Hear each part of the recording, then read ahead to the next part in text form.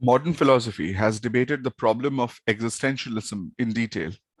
According to Descartes, now, the last paragraph talks about modern philosophy. We see Descartes referenced here. If you read the next line, we'll get the reference, but let's read this paragraph for an overall picture.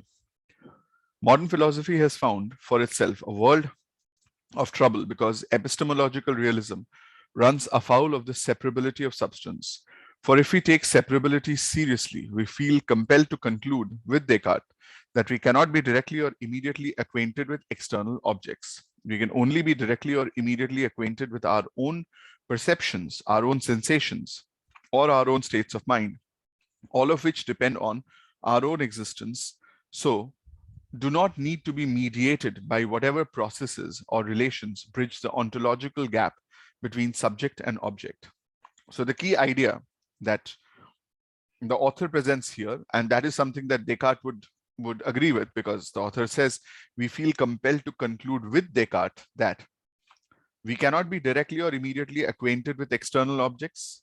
We can only be directly or immediately acquainted with our own perceptions, which depends on our own existence, and so do not need to be mediated by whatever processes or relations bridge the ontological gap between subject and object. Let's look at the options. Option A says, the existence of objects and subjects is a matter of perception, which is variable. Now, once we look at this, we find that the existence of object, subject, etc., all of that has been mentioned in options A, B, and C. We understand this aspect here, and that would help us eliminate all of these options, A, B, and C, and find that D is actually the correct answer. This is a severe distortion because the passage, the author, and as we see, Descartes would not say this.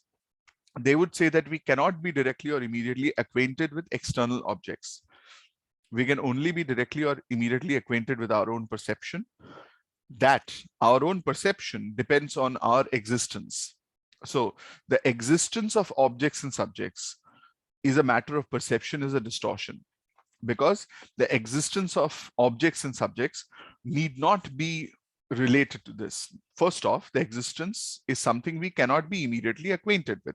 Second, because we can only be acquainted with our own perceptions, all of which depends on our existence, we do not need to be mediated.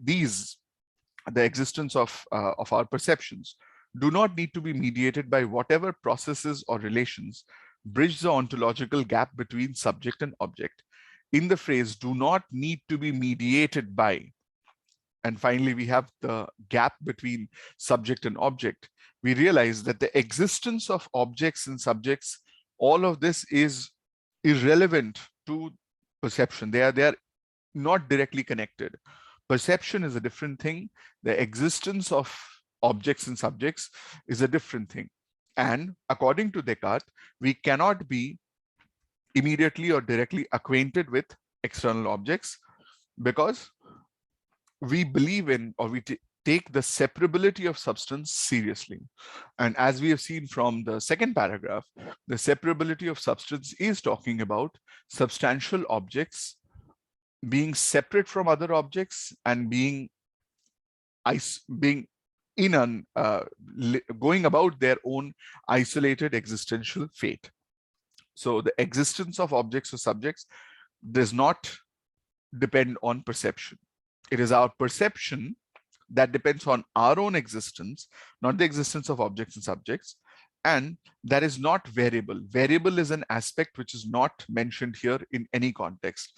So we cannot be immediately acquainted with it. That doesn't mean that that it is variable. Hence, option A is distorted. We can eliminate it. Now we find that if we've understood this aspect or this argument, we'd be able to eliminate B and C quite easily. B says the existence of objects and not subjects is a matter of perception, which varies according to circumstantial factors. Again, existence of objects, not subjects, is a matter of perception. Same distortion as option A, only this time they have exempted subjects from it, but objects still the existence of objects still not a matter of perception, which varies according to circumstantial factor. Again, variability not mentioned in the passage at all, not mentioned in this context at least. So B is incorrect. Option C tells us the existence of external objects depends on our existence. Yet again, existence of external objects and our existence, no direct connection. Our immediate and direct acquaintance with our perceptions, our sensations, our states of mind, that is what depends on our existence. So this connection has not been made. C is incorrect. Option D says, direct acquaintance with objects is impossible since man can only be in immediate contact with his own self. So now this is not exactly the same, but in essence, it says the same thing. Direct acquaintance with objects is impossible. We cannot be directly or immediately acquainted with external objects. We can only be in immediate contact with our own self. So we can only be directly or immediately acquainted with our own perceptions, our own sensations, our own states of mind, which have been generalized into our own self. And that is why we cannot have direct acquaintance, all of which depends on our existence and so do not need to be mediated by whatever processes or relations bridge the ontological gap between subject and object. So man can only be in immediate contact with his own perceptions, his own sensations, his own states of mind, or in a generalization, in a simplification, with man's own self, and thus direct acquaintance with objects is impossible. So this is something we can infer from the passage. So D is a valid choice. That is the correct answer.